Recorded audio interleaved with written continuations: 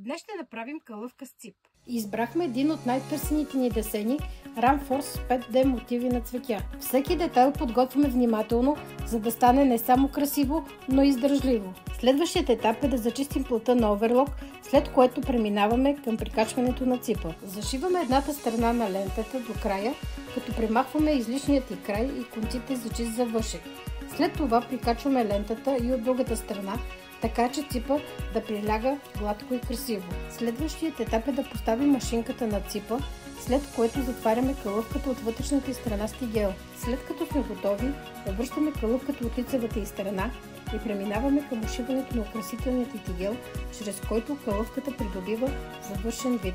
А на финала поставяме и нашия етикет, символ на качество и лично отношение. За да покажем как стои вече готовата калъфка, я поставихме върху предварително ушитата от нас възглавница. Ако цените детайла и ръчното майсторство, харесайте и ни последвайте, а как да се свържете с нас, ще откриете в описанието.